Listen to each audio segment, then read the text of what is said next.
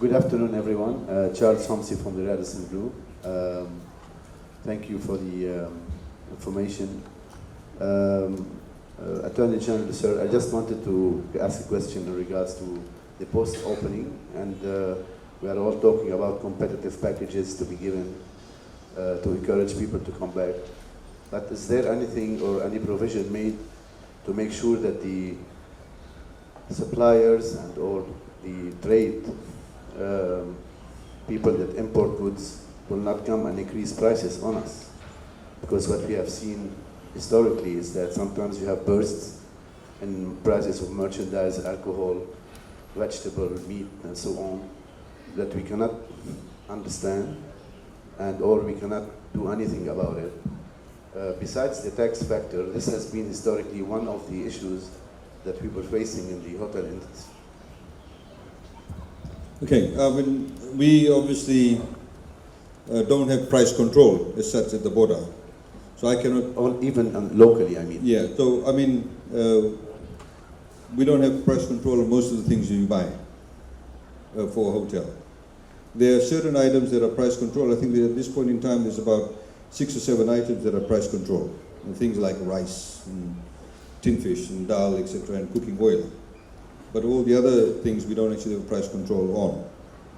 I think I agree with you, of course, that those kind of pricings can affect your margins, can affect your ability to have competitive pricing. But that's something that you need to be able to work out. We have, just to give an example, a few years ago, a lot of the items that were being imported in Fiji, we actually reduced the duty.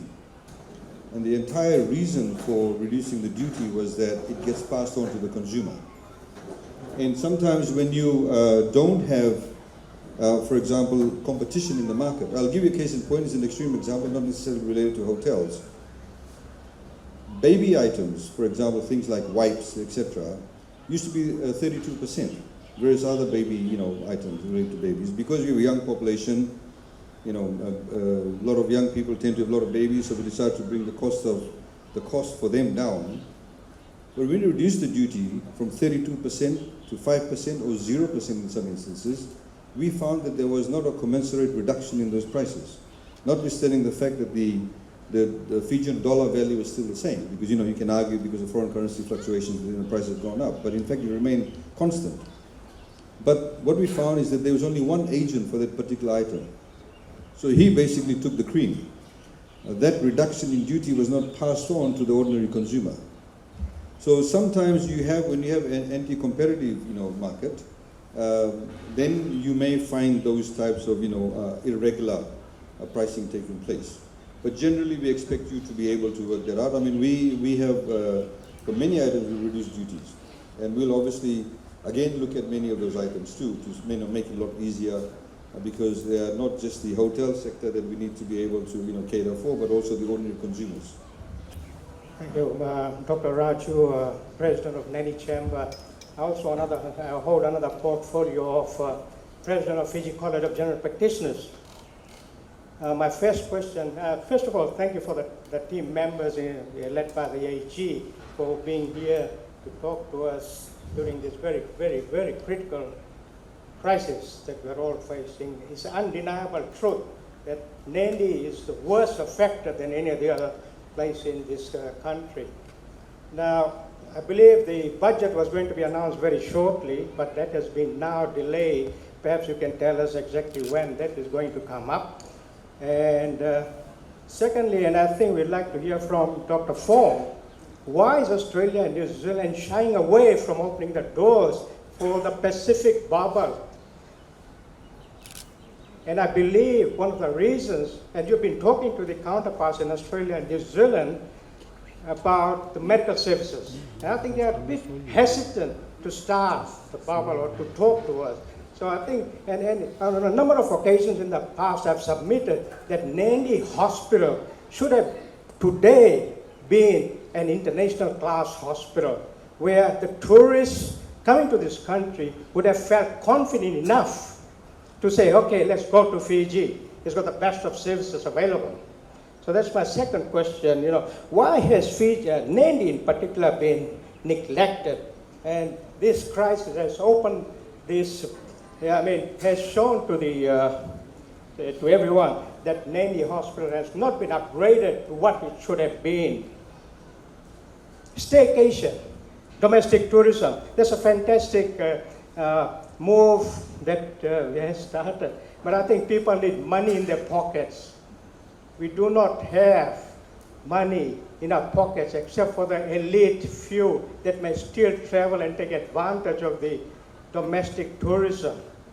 The food and beverage prices still very, very high, although they will reduce the room rates.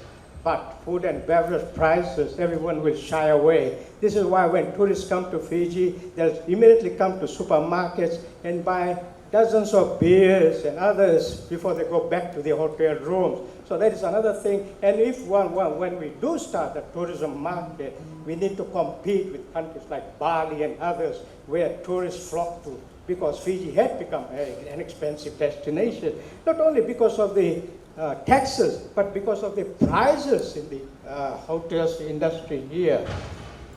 And of course, the final thing I would like to mention, this bubble may take a little while, unless and until we get a vaccination.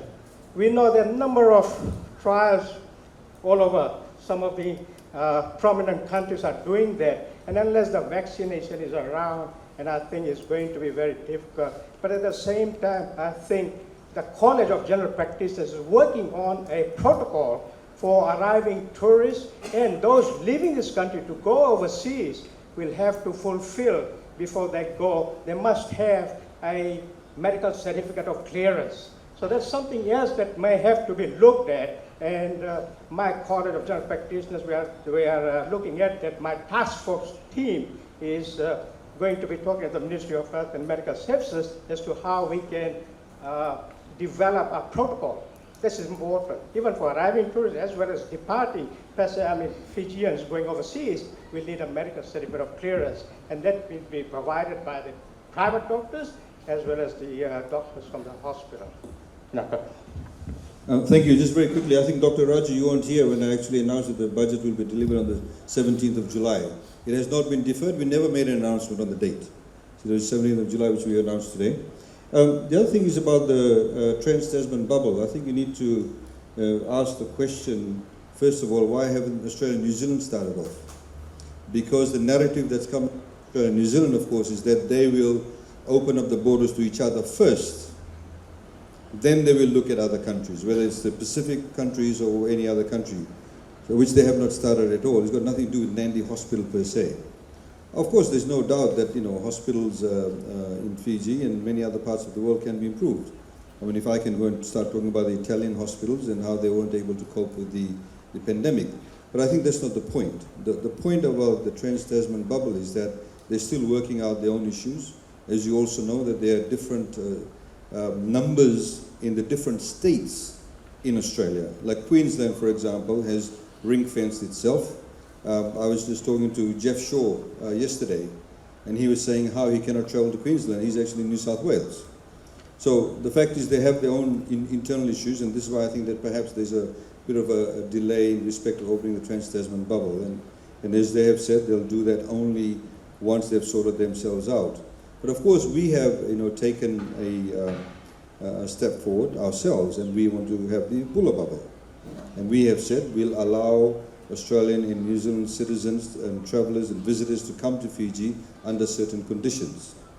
The issue now, as I highlighted, maybe you weren't here also then too, is that the reality of the matter is to now see how the Australian and New Zealand governments will treat any intending Australian and New Zealand visitor that'll come to Fiji, how they'll treat them when they go back. So there needs to be a certain level of reciprocity from that perspective. It's not only about what Fiji will do. I think the other point about domestic tourism and the price of F&B, again, we had discussed this earlier on, and I'm sure that question can be directed to the many illustrious hoteliers over here, and they can talk to you about that. But I think in respect of the packages, and the CEO of Fiji Airways is here too, he's also the chairman of Tourism Fiji, and I'm sure at some point in time he'll also talk about the relationships and packages he's developing with various hotels in Fiji and what we can do.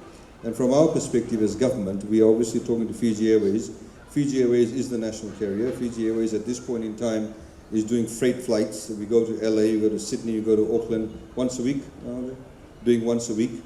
And you know, the reality of the matter is that Fiji Airways is actually not making any money on it. They're essentially flying at cost, but they have to do this because we've spoken to them, because we need to keep our agricultural producers in particular, we need to have them have access to those markets. So about 80% of the products that actually go out on the freight flights outbound is actually agricultural products, whether it's yangona, whether it's bacon, bindi, cassava, dal, or whatever it is. And that's what they're doing. But obviously, in terms of going forward as the national carrier, we want to partner with them very closely. We've given them in excess of $400 million government guarantee in respect of meeting their costs. But going forward, it's critically important that all the hoteliers in the different properties actually collaborate with Fiji Airways, come with packages that will be attractive, because we'll be competing with everybody else. And then government can give some targeted assistance or some way of collaboration with those packages that are being offered. Because if you offer some form of government initiative, carte blanche, and people don't come to the party by, for example, the issue that you raised about F&B or certain other sort of pricing structures, then we'll necessarily not be directing those funds, scarce funds, in the right place. So it needs to be specifically targeted. People who come to the party, there'll be a package in respect of the flights, there'll be a package in respect of the holidays, there'll be package, for example, whether it's F&B, whether it's food included in room rates, whatever the case may be, and then we can provide some targeted assistance in that respect. So we urge everybody to be able to talk to Fiji Airways, and I understand there's a task force that's going on, to be able to come up with those types of products. Regarding the you raised the issue about vacation in the bubble. I couldn't get that one. What was the last issue you raised? Sorry? Oh, domestic, yeah. You talked about the F&B, the domestic one. That I'm sure the hoteliers can talk to you about that. Dr. Fong, do you want to mention anything? Doctor? Yeah, from the medical perspective, the thing that we need, our role really is in trying to ensure that we have a response plan to any medical risk. And we do have a response plan. The response plan has proven to work time and again during the measles outbreak and during this time. In fact, our response plan continues to work because we've had enough quarantine measures ramped up to ensure that any importation will be dealt with. There's been a wide variety of air holes and ventilators have been brought in. I just came back from Lautoka. We've got a whole place that is ready and empty, kept empty. Not filled at all, I'm saying. Nobody inside, in case we get a COVID. And those are spaces that are available in CWM, all over the place. Now, the thing is that if we're going to try and get everybody, all these places up into 5-star hotels, then nothing will be ready. We won't get any facility in Fiji ready if it has to be a 5-star hotel before we can make it ready. So basically what we're saying is that there is a level of readiness. There is some discussions that will have to happen as to how maybe access to medivacs and stuff like that. That's another discussion that we will have to have. But for the facilities itself, I think the COVID-19 acute phase that we just finished through has ramped up a lot of the capabilities. And we are working very closely with our military friends and our security forces, our police, in ensuring that we have security in our borders and the ability to contain. At the end of the day, what we understand is that some people, we need to engage, livelihoods need to be made, and the risks need to be contained. That's the reality of what we got. And I can't see any other way, any other formula that will work for this thing. So everybody has to move forward, and we'll have to test the borders.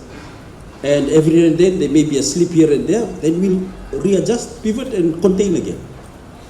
But I really cannot, I really cannot emphasize fine enough the fact that if we don't move forward with improving livelihood, a lot more health adverse effects will be felt. A lot more diabetics will die. A lot more people with leptospirosis won't survive because they're going to come late because they don't have a bus fare to come. So those are the long-term effects that we are now worried about. Thank you. Thank you, James, for that explanation. Just two more points. Is there any chance of legalizing marijuana? And number two, can RBF print more money, as suggested by one of the economists? Sorry, second question? So what's the second question? There was a suggestion by one of the economists in the papers that RBF can print about $1 billion, gives it to the Ministry of Economy at zero interest rate, which is a loan from RBF, it was suggested. So I'm just curious to know exactly how, if it can be feasible or practical. Depends which paper you read, Dr. Baju. The point about the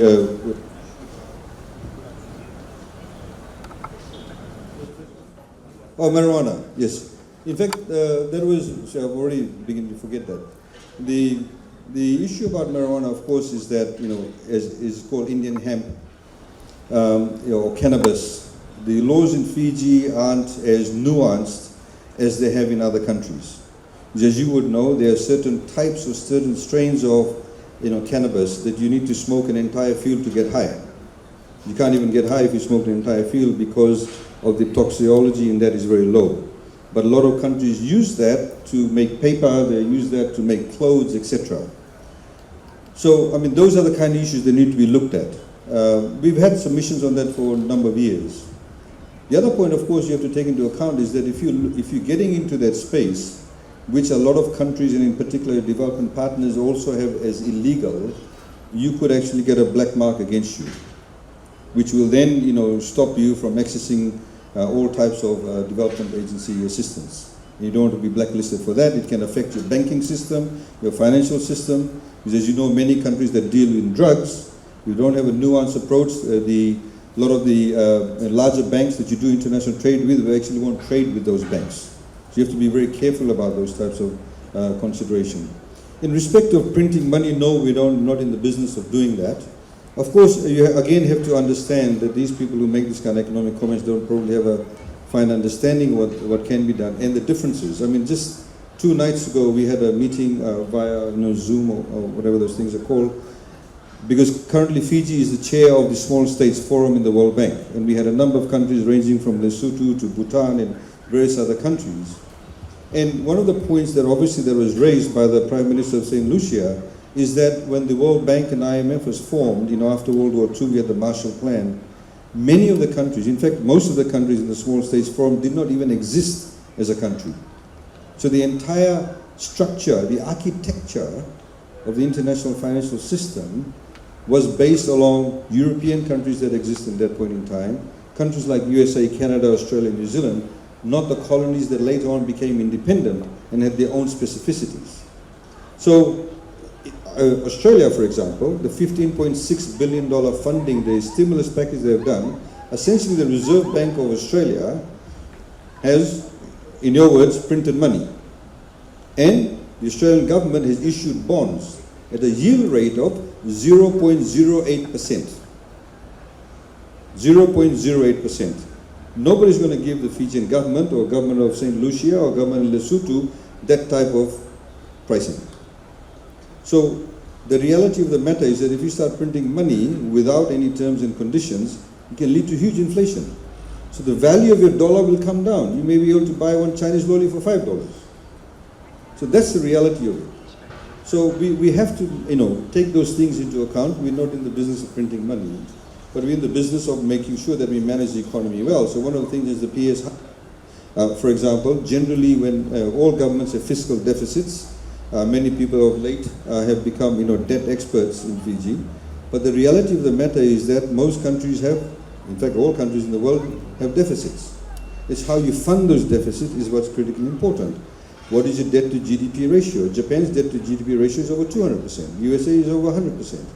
We set at about 47% under this new COVID response budget. Has gone up to 57%, 60%, and we expect it to go higher.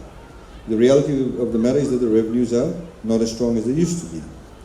But when you do borrow, or when we have borrowed in the past, essentially we have borrowed 70% of our borrowings have been onshore, 30% offshore. The reason why we do that is because it's better to borrow onshore because you don't have the foreign currency exposure. Because if you borrow, for example, in US dollars and the currency value changes, then obviously you can have a high exposure. So we like to borrow more money onshore. Now, going forward, obviously, we want to borrow more money offshore. Because when you have less tourists coming in, spending less at McDonald's or spending at the resorts or what have you, then your access to foreign exchange is actually reduced. So when you borrow from offshore, you get your foreign currency levels going up. Because you need to prop up your foreign currency. As has been said, you import a lot of stuff from overseas, whatever the case may be, you need to have the foreign exchange. Now, we are foreign reserve levels, we're actually sitting at pretty healthy levels, about 5 to 6 months worth of reserves, 6 months worth of reserves, and we're in a good space there. But obviously that can get depleted very soon if less tourists or tourists don't start coming, or with a reduction in our exports, and we don't have enough foreign exchange coming through. So that's how we're looking at it. Please, over there. And there's one at the back there too. Thank you, Minister. My name is Tony Whitten. I'm with the Rosie Travel Group and Huru Resorts. Firstly, thank you to government and the Ministry of Health for the extraordinary work that you've been able to do to contain the virus, and you definitely have our respect. I think the single most important task for all of us in this room, together with the panel, is to really be able to work out how we can open the airports and get our tourism industry going. If you have a look at the FNPF data, you have over 86,000 people that either directly or indirectly been impacted by this virus. We all know the stats. My question is, as an industry, we, through TRT, probably need to get our heads around how Dr. Fong, and how the gateways to Australia and New Zealand will unfold, and the various markets. We have to really understand that. And secondly, in terms of, and it's quite a novel plan. When I first heard it, I couldn't get my head around it, but as you think about it more, we live in extraordinary times. We have to try and get our heads around it, and at least give it a go, working with National Tourist Office and Fiji Airways.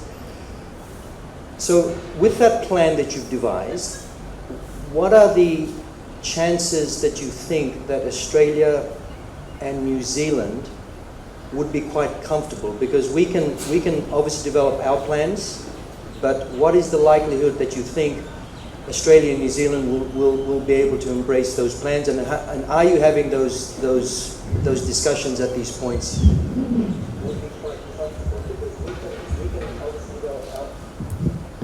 I'll let the medical question be answered by Dr. Fong, but in respect of the correspondence, we had verbal discussions with the Australian and respective Australian and New Zealand ministers a few weeks ago, and since the announcement we have not, but we are writing to them formally, giving them the entire plan. They obviously know about it already, and then we hope to have some discussions over the phone next week regarding their position and how they will treat their citizens coming to Fiji. So that's the plan. I mean, I think one point before Dr. Fong is one of the things that you did highlight is the lanes at the airport. You talked about the opening of the airport. In our discussions also with some of the officials in Canberra, was how are we going to treat different travelers coming from different destinations. So, for example, we have to have a specific lane, for want of a better word, for Australian and New Zealand tourists coming through, as opposed to the lane that would be open for the people who are involved in the survivor production, because they may be generally coming from USA. So they need to be kept segregated. Similarly, you need to have a different lane for the people who may come from the Pacific pathway, Kiribati, Tonga, Tuvalu. They are some of the protocols they also need to be interested in, which we have already announced regarding that. But I think in respect of the health issues, the good doctor will also tell you, they're talking to various health officials from Australia and New Zealand too. From, I mean, our principle, the principle is really anybody wanting to come in, you get 14 days of quarantine and a negative test. We're good to go. That's the principle. Then the next step up there is the verification of the quarantine, which currently we can do in our hotels because we got people who guard it every day. So when you try to apply that process to somebody who is overseas, those are the small details that we are trying to work through. Eh? I do know that there's somebody coming in. I won't say his name, but I know for a fact that he's coming in tomorrow. He had a piece of paper that said that he had been under quarantine. Somebody signed it off. He got a test, and he's coming to us. The only problem is that the test will take more than, like he's coming and the test is getting printed later. So he'll come to Sofitel for a short while. And then when the test results come to us, he'll show me that piece of paper, or not show me, show our authorities that piece of paper, plus the test result, and we will say, okay, we're good to go.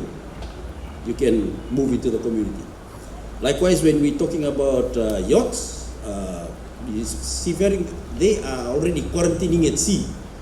So for us, they come in, they finish off the quarantine period, whichever is left over, if it's less than 14 days, and then they may or may not get a test depending on what the parameters are for their travel, and then they're free to go. So at the end of the day, our problem really is just trying to get more details on how we certify the quarantine that we cannot see. The people that we cannot see under quarantine, how do we sort out a certification process? I'm quite interested in the passenger who's coming tomorrow because I will go and ask him, how did he get this piece of paper when everybody said there's no institution was going to give you that piece of paper? We think that we feel strongly that it should work with some of the other bigger companies who are able to certify or to who are able to guarantee the quarantine period, because they will supervise the quarantine period for whoever the employer is coming in. And we are happy if once we get into some arrangement with Westpac, some of the bigger companies that are around the place, we can start to recognize those quarantines so that they don't have to spend too much time in a facility. The certification of quarantine is still an ongoing process. We have in place two groups of something called the COVID Risk Mitigation Task Force. That's Ministry of Economy, Ministry of Health and Trade. What we do is that we will go through a process of assessing countries on the go. So based on medical advice that we will get, we will decide which countries are COVID contained and which are not. The COVID contained countries, we will ease our measures even more. We will ease the requirements for quarantine even more. They may just require just a test and be negative, because as far as we're concerned, the country itself is a quarantine facility. Okay, so of course, no measure we take will ever be 100% risk-free. That much we understand. And for that matter, no matter what measures we take, we are wanting that we as a group start to ensure that our population absorb and ingrain into their way of thinking the COVID-safe measures. Mini markets, we need to make sure that they don't all get cramped up into one big tent, and too many people are stuck together. We want people dispersed when they are doing commercial activity, or even when because we are thinking that some viruses will come through no matter what. But if everybody is adequately dispersed, the virus will just hit 1-2%, stop. And because we are so well behaved, we can continue to engage in more and more livelihood initiatives, because we are confident that the virus will stop on its tracks no matter which way it goes. So I think that to me is the bigger and long-term and more sustainable point that we need to work with, is that we all need to keep working on ensuring. I mean, the biggest example to me at the moment are the flea markets that are coming up. I saw a few, and I do think we need to improve. I've spoken to a few people about improving the way it looks. The other thing I just want to say also is that as we move forward, we need to be in the spirit of inculcating the behavior. In other words, we may need to have some. You can't nuance too much. We may just have to stick close to certain principles and try not to be too nuanced, because then other people won't learn how to make that part of their habit. So, like when you're setting up your workplace plans, don't ask us for too many leeways, because it gives a wrong message again to the people who are looking from outside. So, I mean, I guess I said enough, but I think that the point I'm making, though, is that in all our thoughts, we will get more leeway once we get the people to start behaving in a COVID-safe way. And there is a group of us that are doing risk assessment and making sure that if we can find some COVID-contained countries, we'll bring that into the mix and change our quarantine measures. Sorry, just one point I wanted to make. Dr. Raju had forgotten the point you mentioned about vaccines. Yes, I mean, at this point in time, there's no vaccine as such. It may take 2 years, it can take 3 months, it can take 6 months, we don't know. But one of the issues that we are raising at the International Forum, at the Small States Forum, is that when the vaccine does come out, it gets treated as a public good, not a commodified good. There's a whole world of difference. And already we've seen, for example, a number of the European countries, including France, etc., they've already allocated, literally hundreds of millions of dollars towards the development of the vaccine, and that they will be the first ones to access the vaccine. So we need to be able to understand that at the international level, we are raising these issues already, preempting it, and using our sort of vulnerability as small island developing states subject to climate change, etc., then even though we may be COVID contained, if we don't get the vaccine more readily and are not on top of the list, then we become even more vulnerable. So at the moment there seems to be this train of thought that those countries that have actually had many more cases of COVID-19 should get the vaccine first. But our argument would be no, we are smaller, we should be able to get the vaccine first because we are a lot more vulnerable given our economic size. So those are the kind of discussions that are taking place. I think the point that Tony highlighted, which is, I think you're indirectly asking regarding what Australia and New Zealand are doing. You need to be able to talk to your principals in those countries. Just before we made the announcement on Sunday, through the Honourable Prime Minister on Sunday, I had a phone call from the New Zealand Fiji Business Council from Auckland. And they were saying, look, we actually talking to the people here in Wellington, we think they should open it up. And he said, I called you up 2 days ago to talk about that, but now they've got 3 cases. But let's talk about that. So now that Fiji has actually opened up this bubble, a particular pathway, if you like, this Bula bubble, you should be talking to the principals in your counterpart in Australia and New Zealand to see how they can talk to their authorities to say that if their citizens come to Fiji on this particular pathway, certified by the Ministry of Health, all the checks and balances put in place, they should actually accept them going back to their own countries. So that'll open up the pathway a lot more and a lot quicker. So I think, it's not just simply sometimes a question of G to G. It's a question about the private sector getting involved. And I was really appreciative of the President, who's actually a former Fijian who rang up about this. So obviously now they are going to use their connections to try and talk to the New Zealand authorities. Similarly, the private sector can do the same too, through your interventions. Is somebody? Thank you, Ganesh. Thank you, AG, and thank you, Dr. Fong and your team for the hard work you've been doing. I'm a new guy on the block in Nadi. I've been here only 6 months, 3 cyclones and COVID-19. But having said that, I know for a fact that on Denarau it's quite a struggle. We've moved forward our projects, our capital projects, and this is just to keep people in doing work.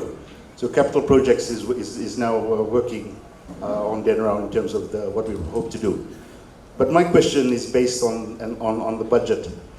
in relation in relation to words that you've said in terms of productivity, processes, and flexibility in the budget.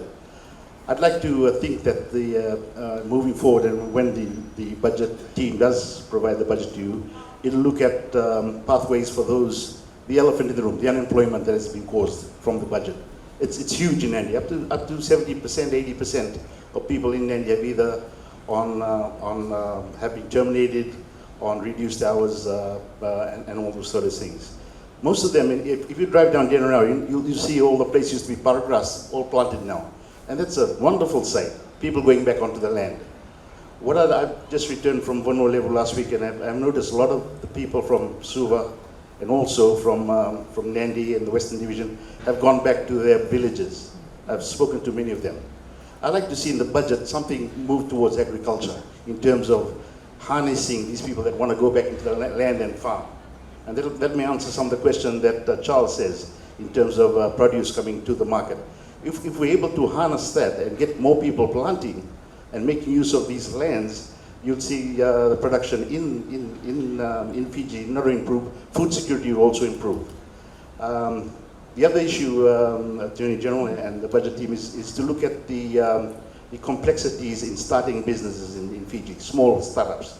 We need to get rid of all the red tape that is involved, all the compliance, the duplication of the EIA, just to extract gravel, all those sort of things, from your own freehold property in some cases.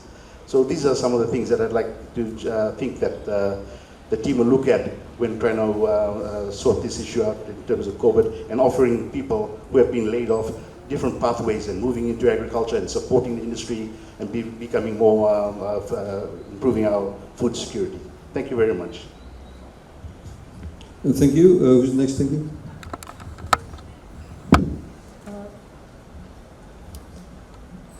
Hello. Thank you, Ministers. Fantascia Lockington from the Fiji Hotel and Tourism Association. On behalf of everybody else, as has been said, we really appreciate the opportunity to speak. Doc, directly to you, you've actually answered part of the question I was going to ask, and that was the time frame for the approval process, whether it's 48 hours or 72 hours, and you mentioned that somebody was receiving their confirmation while they had already arrived in the country. We'd really like to know a little bit more about that, because New Zealand has a different time frame for the approval process, and Australia has a different time frame. So we just need to make sure that we have a clear understanding of those requirements. The other one is to the Ministry of Tourism. We think it's fantastic that you're going to allow yachts, super and otherwise, into a quarantine area while they get processed. At the moment, we still don't have an authorization for where this marine quarantine area will be, and we really need that assistance. Yeah, I know it's general, but you need to actually identify the space, the area, the mapped area. If, like Fiji, we're asking our incoming passengers to provide a test that is negative, and Australia and New Zealand decide to do the same thing when the returning guests go back. The question is, will we have sufficient testing kits in Nadi for our visitors to return and get these tests on their return? And what would be the cost of the testing? And the last one, and very important one that many of our FHTM members have been asking, is what does it take, what is the criteria for a resort, isolated or otherwise, to become one of the VIP designated properties that gets identified? And I'd just like to mention there is some concern that we will tell our domestic tourists that you can't go to Hotel A, and your international tourists, you can't go to Hotel B. So I think that needs to be quite clear. Thank you. With regards to the test that we mentioned, we put on 48 hours, but 48 hours is the date of the report. 48 hours is the date on the report that they reported the test. We did appreciate the problem that if we said 48 hours, you have to swab within 48 hours and turn around a result, it was going to be hard. Because some countries don't turn The turnaround time is from the time you take the swab to the time you get the result. Because we could not, get a fast turnaround, we could not get a standard turnaround time on that. We focused on the time that's written where they actually did the test. And then, whether they give you the test after 2 days, 3 days, as long as the test is got the date there, that it was the test was actually done within 48 hours. That was the best that we could come up with, given the conditions that we had to work with.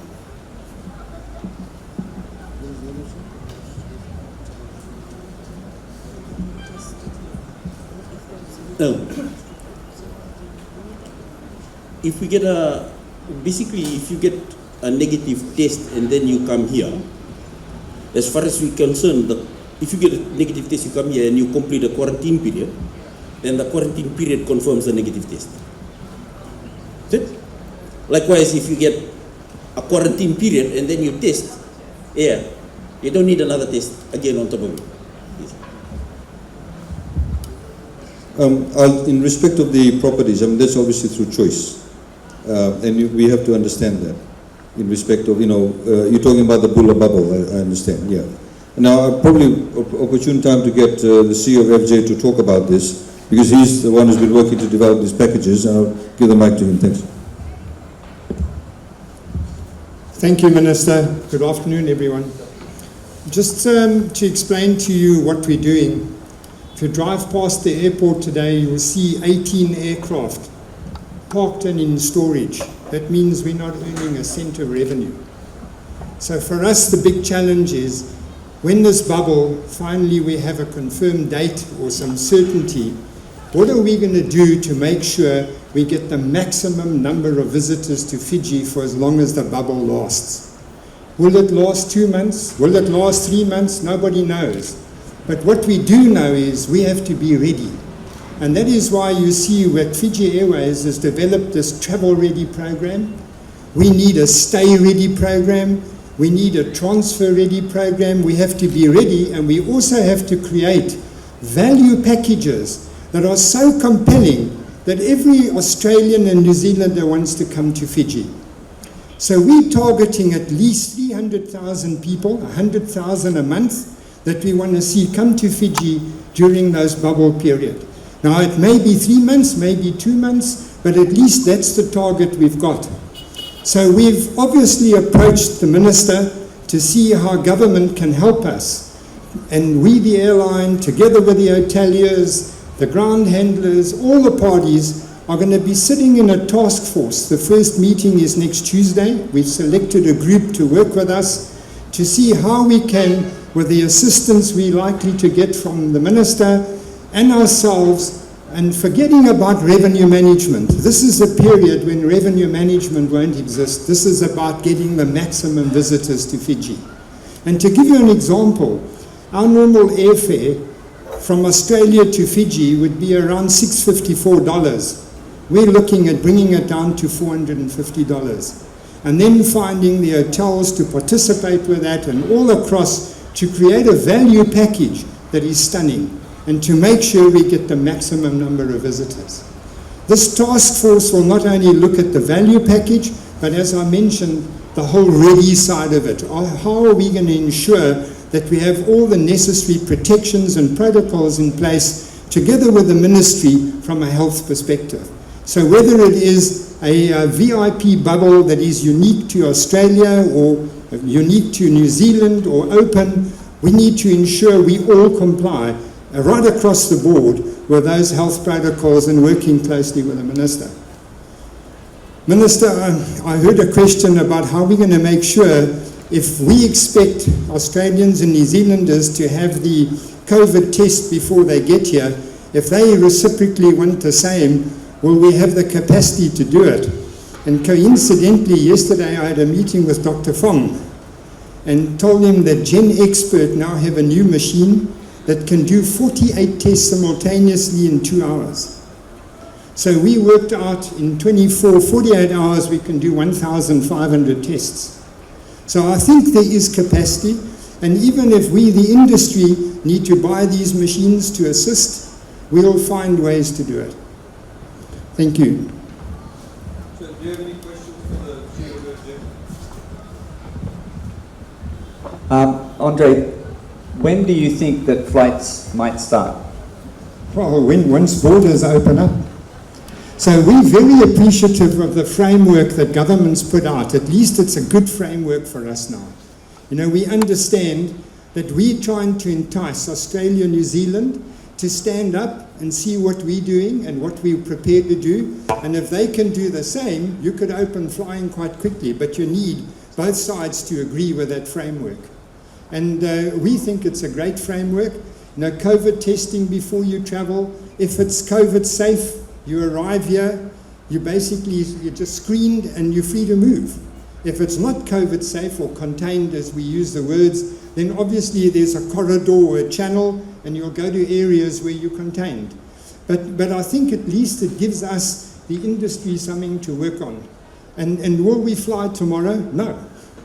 You know, no one knows. What we do know is we need to be ready in the next few weeks. We need to be ready as an industry that the moment we have a date, or at least some certainty, we can get out in those markets and start selling and marketing.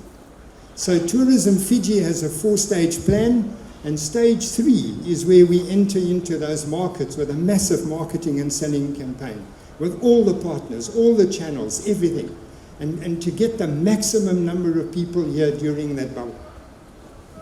Because as you heard earlier from the PS of tourism, there's competition, a lot of competition, and it's going to be domestic, and you'll have other countries pushing very hard to come into the bubble. So we need to maximize it for as long as it lasts.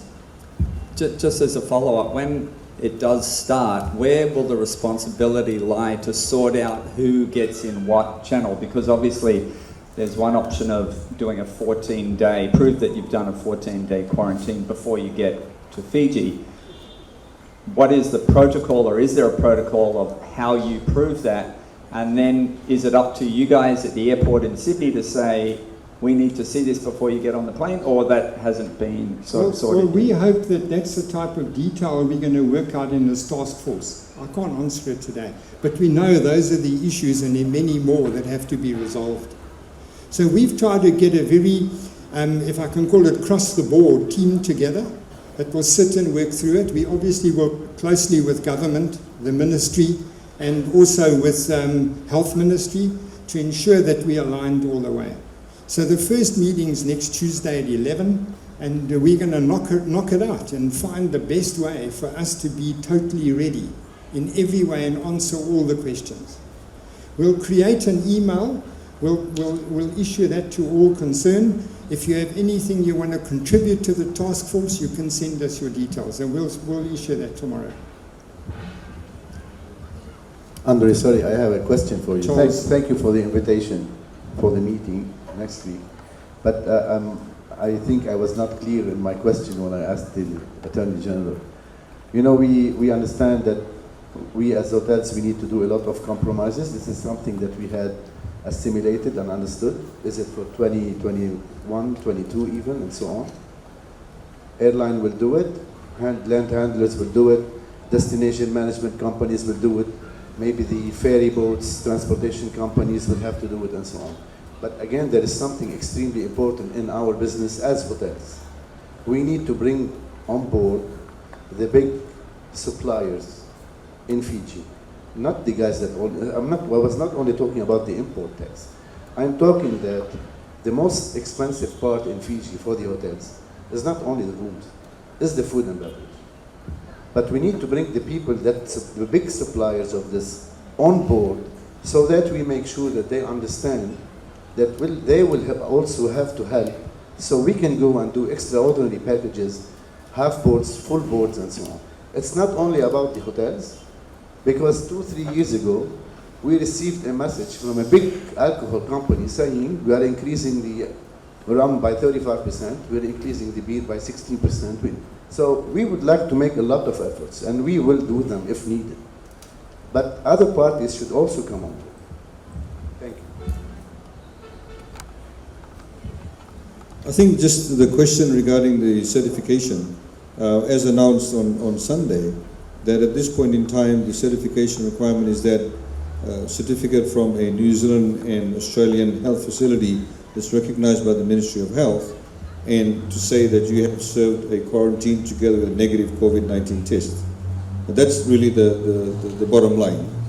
Whether, as has been highlighted, somebody that comes in but the certificate cannot be issued because of the fact it takes them longer to give the certificate, obviously that's when the health authorities will step in.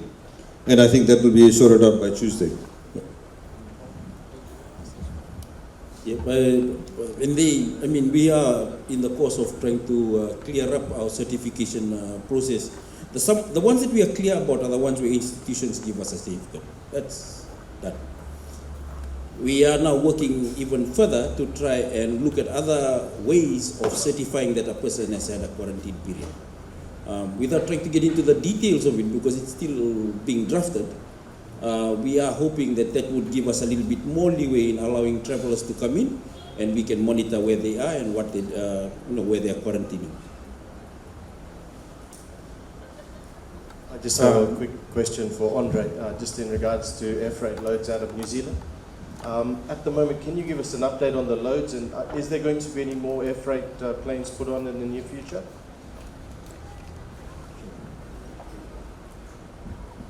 Obviously, we will put on extra flights if there's demand.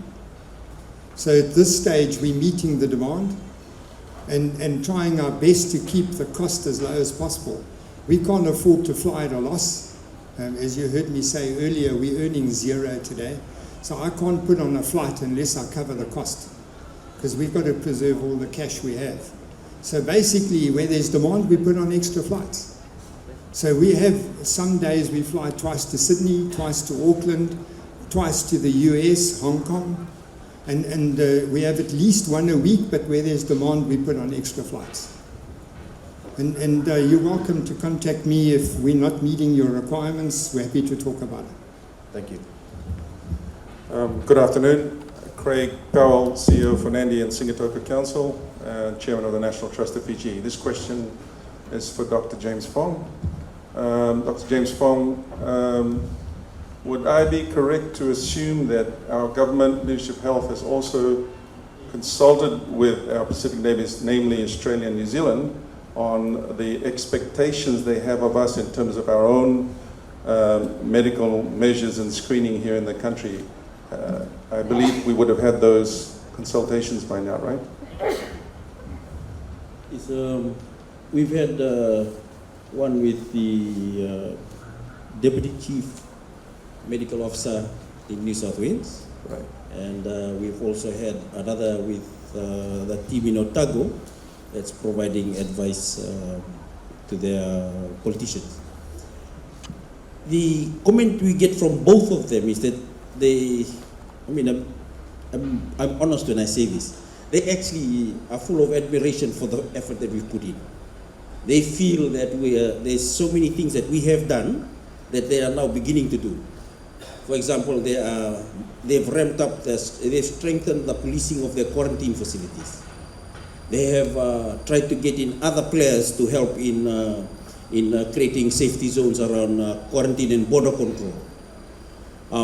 They have actually looked at some of our protocols and they have said, oh, that's something that we needed to do. In the same vein, we have actually looked at some of their protocols. I mean, we spoke to the guy in Australia, and he showed all the studies showing that schools are safe to open. They don't drive epidemics. So our initial discussion was to slowly open schools. As soon as we got some paper, we said, oh, let's just open the schools quickly. We need to get the children in. So yes, there's that level of discussion. We've had two so far. Yesterday we had a public education session. They attended. We were together with Dr. Alicia from our head of Fiji CDC. She did it, and we had question and answer session on it. And again, the conclusion is that we have done remarkably well for what we have. We are exchanging ideas as to how we can match each other in certain areas to make sure that we are both in a good place.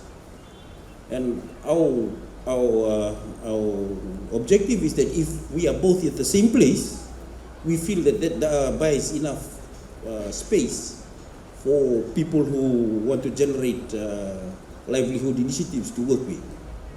And I think that's the general plan from both sides. Okay. So the question was obvious because, as Andre alluded to, we need to be ready and we need to make sure that, we're meeting the expectations of the Australian and New Zealand government. I have to commend our government for, the great initiatives that they've implemented to combat COVID. And so, we've done remarkably well as a country. And I just say this because if we're meeting their expectations and they're learning from us as well, that should instill confidence and assurance that we are ready. And as soon as they're COVID-free, we can facilitate that bullet bubble. My question now is for our Honourable Minister for, it's a long one, Commerce, Industry, Trade, Tourism, Transport. I have to commend our government for the initiative to launch this Fiji concession business loan for small to micro, medium enterprises. I noted that the applications close at the end of this month. I would like to make a respectful request on behalf of those that are trying to secure those loans, if they can be an extension or a grace period of 7 more days beyond the 30th of June.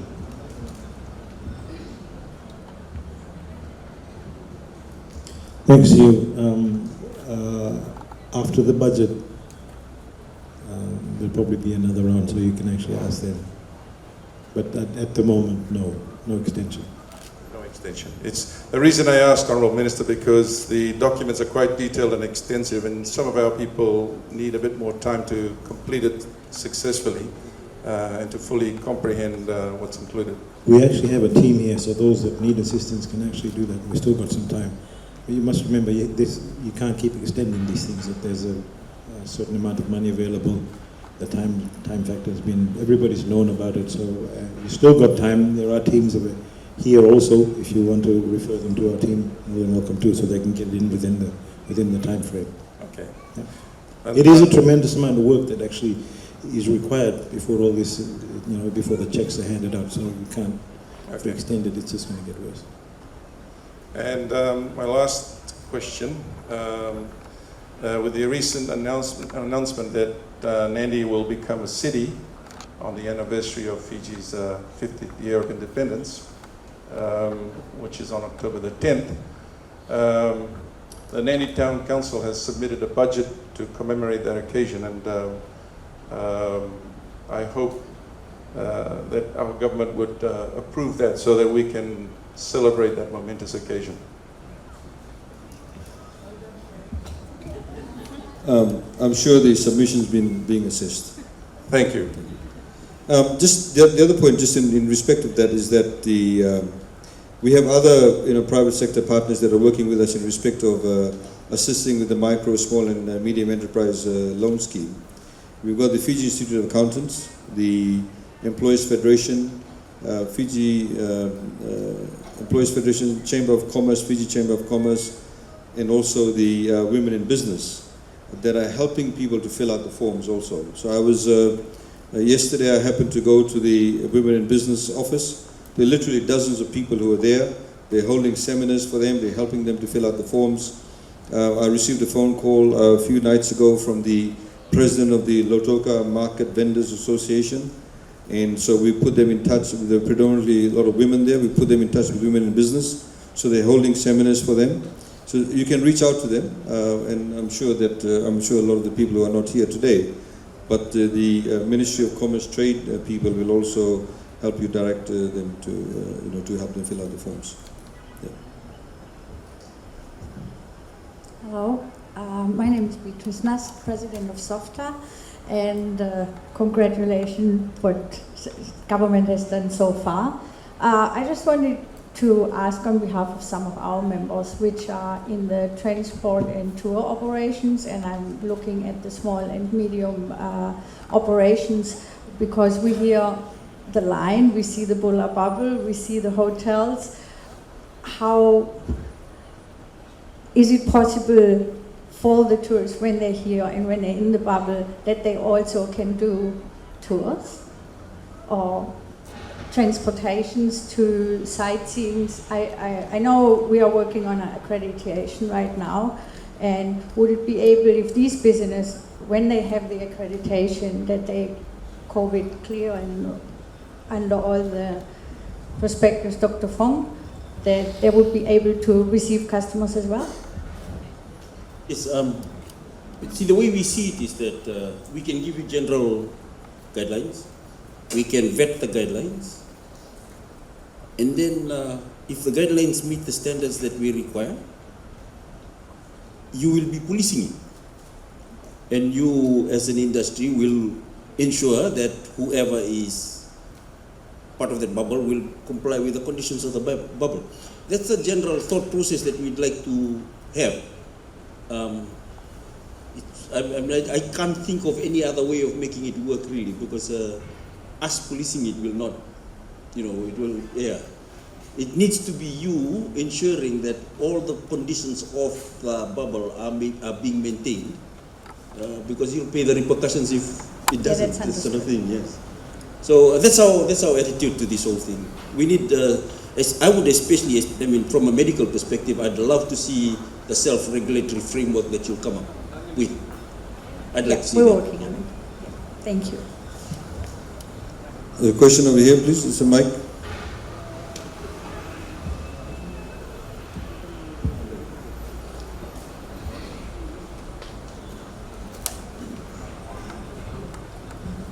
Good afternoon. Thank you.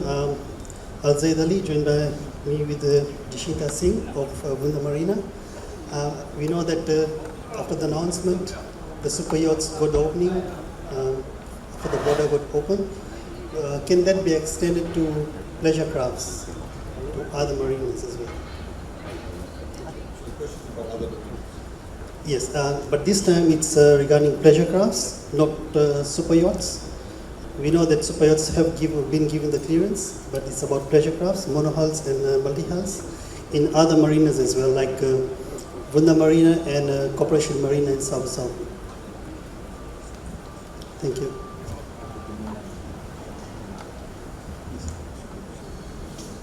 Just today, when I'm here in the West, I came with a group of people, security forces.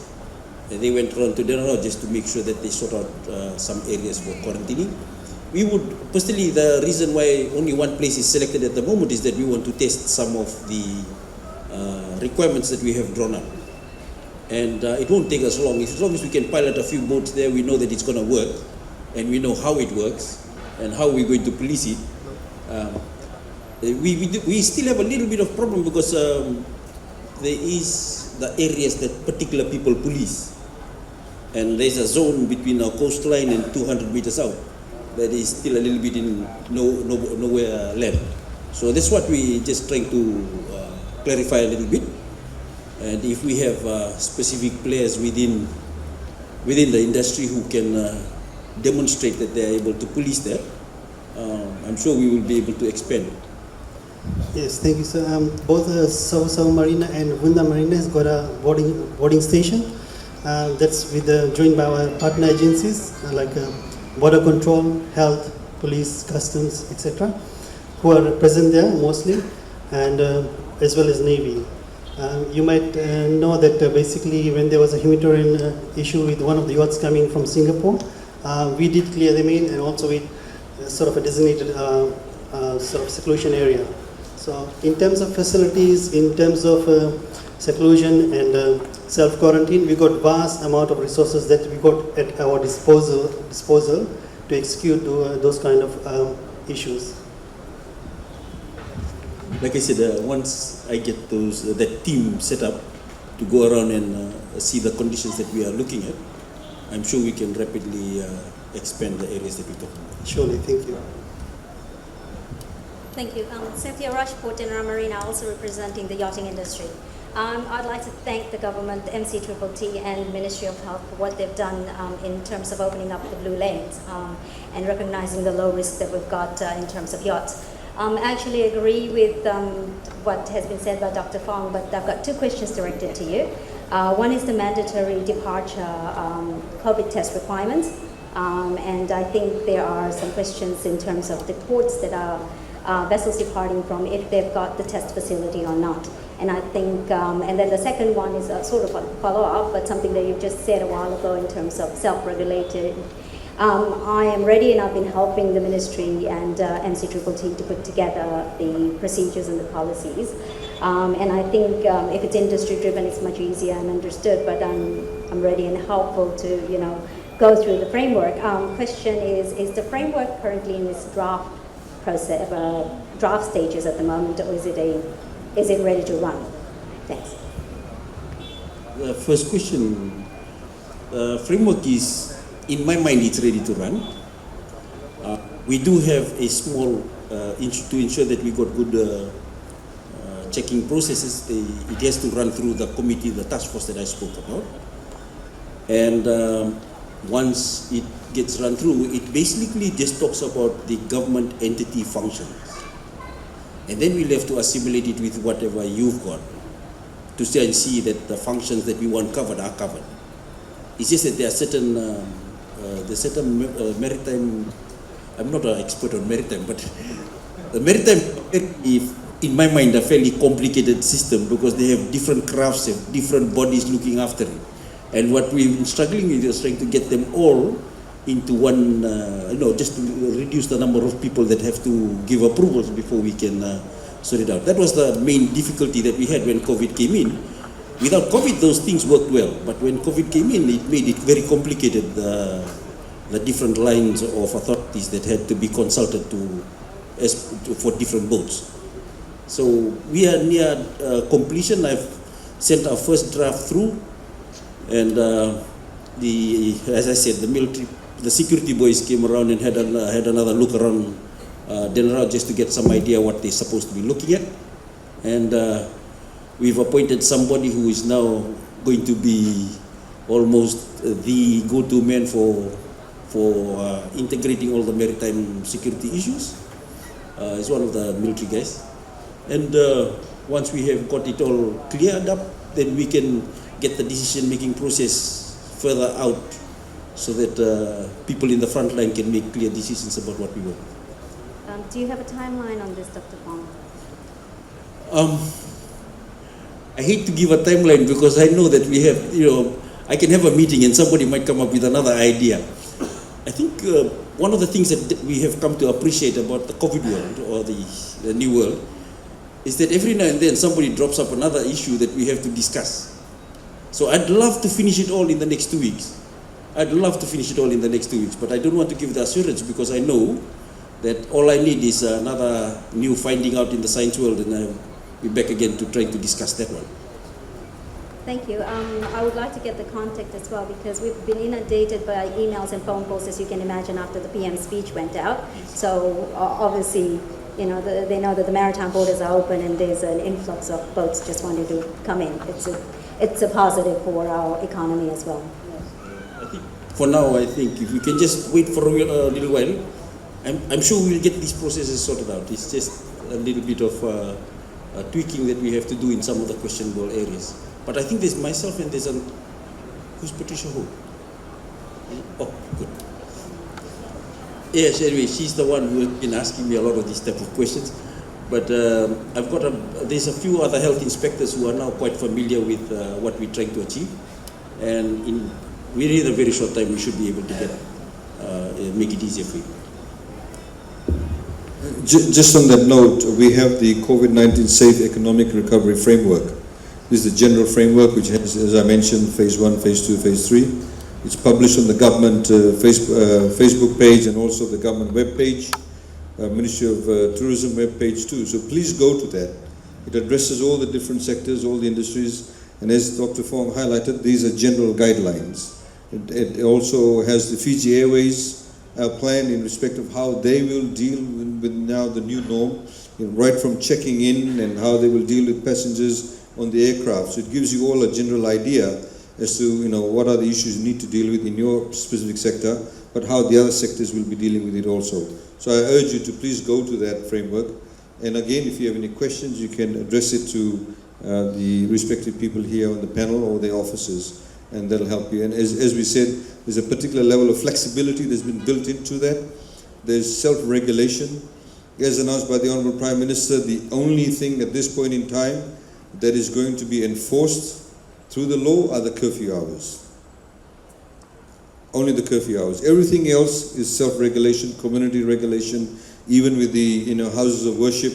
This week, Dr. Fong and his team had a meeting with all the church leaders, the main church leaders and different faiths, to say how they need to manage their houses of worship. And of course, they'll be monitoring that. So we need to have the buy-in to set the new norm regarding this. Is there any more questions or comments before we round off? Thanks. Honourable AG, one final question from me. Is it possible for the government to facilitate a business stakeholder forum with essential service entities on how we can work together to encourage and support local investment projects that will provide much needed financial stimulus into our domestic economy? I'll get the PS to talk to you about that particular framework already in place, the law. This is a cabinet-approved task force that looks at ease of doing business and where impediments lie, and seeks to work with these agencies to ease them. And private sector agencies, bodies are represented in that, so I'll give you the details about that. Thank you, PS. Good afternoon, all. Sorry. Hi. Good afternoon. I'm Anandachari from West Side Motorbike Rentals and GoDaddy Tours, representing the small and medium enterprise. Currently, we are shut down due to the virus. We have a particular business that is, we have people working for us has been trained for years to operate and maintain and run this sort of industry, and currently we are still hanging on to them because we cannot afford to lose them. And once we lose them, they go to the islands and they don't want to come back. And to bring somebody new and train will take us years to get them to the speed. And at the moment, we are trying to go to the banks and say to increase our overdraft facilities and stuff. As soon as they hear that we are tourism operators, it's like a no-go zone. They don't want to hear us until tourism opens up. Nobody knows at the moment when it will open up, but we need to be prepared when it opens up. So to be prepared, we need to have our machines running, and particular machines that we have are not like any spare parts down the road carries on the parts. It's particular machines that has to be imported directly, either air freight or sea freight. In doing so, our cash flow that we had since February has now been tight because I'm still hanging on to my staffs, and I will hang on till I can. But we need that the banks to ease up and open up a channel where it's a COVID loan. We know that the government has opened up that 7, 14 and 21,000, but that's not what we're looking at. We're looking at long term, and so that we can still operate and function. And when tourism does come back, whether it trickles back in or in large numbers, we are ready to operate and give them the best that we were doing for the last 20 years. Thank you. So, well, is there a question in that? Yeah, the question is that the banks, when we go to the banks and say we would like to borrow an X amount of money so that we can maintain our product and keep our staffs on, they say, what particular business? We say, it's tourism. And they say, oh, tourism, you have to hold on until it starts. So we cannot hold on in the terms like we have to be prepared before the tourism comes in. And not when tourism starts, then we run to the bank and say, okay, now the tourism is coming, please. We'll be late, we'll be behind because mostly of the items are coming from China, and as you know, it's all delayed shipment now, not like before COVID, 3 months or 2 months we get the shipment in time, or air freight within 10 days, but now it's all. So we'd like to be prepared, and at the same time try to keep the staffs that are trained to operate those machines, because it's the safety concern that when we take the guests up, so these staffs are trained to deal with them and to operate these machines. But once we lose these staffs, we'll have to bring new staff. So I'm asking the banks try to be more flexible to us rather than just say, wait until tourism opens, because we don't know. We, when the pandemic started and we got the first case, we had a couple of meetings with all the banks and financial institutions, including merchant finances and hire purchase companies, etc. And got them to try and understand and appreciate the fact that many businesses would actually face a lot of difficulties in respect of repayments, in respect of meeting their monthly obligations, etc. So a lot of them, in fact all of them, said that they will look at this and they'll be able to provide some form of relief to their customers. The feedback, of course, we've been getting is that different banks are dealing with it differently. Different hire purchase companies are dealing with it differently. We don't have the legal authority to force them to get into a particular, framework as to that, they should, for example, not to charge anybody, or they should give people loans specifically in the tourism sector. We don't have the legal authority to do that. In the same way, for example, we've had people who come to us and said that their landlords are not reducing the rent. Those people who are renting commercial properties, for example, or not willing to give them, some form of a holiday. We have, in some instances, given where there's been certain breaches or alleged breaches of the commercial agreements, we've asked FCCC to step in. But others, we've just simply tried to impress upon the landlords is that, well, if your tenant goes, will you be able to get another tenant for the same, cost of rental? In most cases, the answer is no, so they tend to agree with each other. With the banks, we obviously can't do that for individual cases, and that is a challenge. That's one of the issues of course, that we don't have a very big national Fijian-owned bank. All the banks in Fiji, apart from Home Finance, is all foreign-owned. A lot of the decisions are made offshore. How they measure risk in Fiji is done by somebody sitting perhaps in New Zealand or Australia or wherever else, and that's unfortunately one of the downsides of having foreign-owned banks, because they're not necessarily locally based, or the decisions aren't necessarily driven by decision makers who are locally based. And that's a challenge we have to find. So I'm not answering your question saying, yes, we will give you a repeat, we will talk to the banks. We hope to have another round of consultations with them next week, essentially to catch up on how they're faring and what they're doing.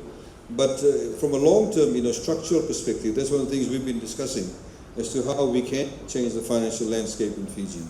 We just talking to some business people in Singatoka, and they were saying, look, we need to look at other forms of financing projects, for example, in Fiji, whether it's having a local sort of venture capital structure set in place, and we are thinking around that. And sometimes, obviously, these types of instances, like a pandemic, forces you into a different, paradigm altogether, which we're trying to look at also. Thank you. So, ladies and gentlemen, if there are no further questions or queries, thank you very much for your attendance. As we said that, we made these announcements, and I know, for example, there needs to be an uptake on the other side from Australia and New Zealand, but we've put the ball in their court. We've also asked you to, play ball with us, work together with us for us to be able to open the borders and make sure that when we do start getting people coming in, that we play by the rules. And because by playing by the rules, the protocols that have been put in place by the Ministry of Health, we'll be able to build a lot more credibility in our own jurisdiction, a lot more credibility in our tourism sector that will give other people confidence to come to Fiji. We need to think long term. And going forward, of course, as highlighted by the CEO of Fiji Airways, that this task force that put together the packages, we're quite willing to look at it from a sort of holistic industry perspective and how government can partner, as opposed to giving some sort of blanket cover or some blanket rebate, whatever you may want to call it. It needs to be specifically targeted. It needs to have the right pricing, so we feel confident that the money that's spent is wisely spent. And we obviously, we have not gotten over this. We don't know how things will develop. We don't know if there'll be a third wave of COVID-19 or fourth wave of COVID-19. Nobody really knows. As highlighted by Dr. Fong a few months ago, as I highlighted in the beginning also, that we were told children were most vulnerable, we're now told they're the least vulnerable. So we don't know what's going to happen in the next few months, but we need to be positive about it. The Trans-Tasman bubble was obviously something that was being talked about between Australia and New Zealand. We're very much interested in it, but they made it emphatically clear that they will only let others come into it once they're able to open the borders between themselves. We, in the meantime, have taken the initiative in saying we don't mind, we have a particular level of confidence in the health system, and this is the kind of protocol we're going to put in place. You can come to Fiji based on these protocols. So we're opening up the initiatives, as we said, in respect of high net worth individuals that want to come in, people who come from COVID-contained countries, film crew, yachting industry, etc. We want to open it up so we can obviously get the economy moving along, given that we have a particular sense of confidence in the state of readiness we have regarding any outbreak, or in the state of readiness regarding what we have done so far. So thank you very much for your contributions. We look forward to working with you. You know the people over here, in particular, of course, you met Dr. Fong too, as he said that there is a task force that consists of the PS of economy, the PS of health, and the PS of commerce and tourism. And they are constantly looking at how we can, gain greater flexibility, open up the borders a lot more. And we obviously want to work together with you. So thank you very much for spending your time with us. And we look forward to seeing you in much better times. And as I said, if we need to have a second round of consultations, we'll continue to do that and have that with you. Naka, thank you.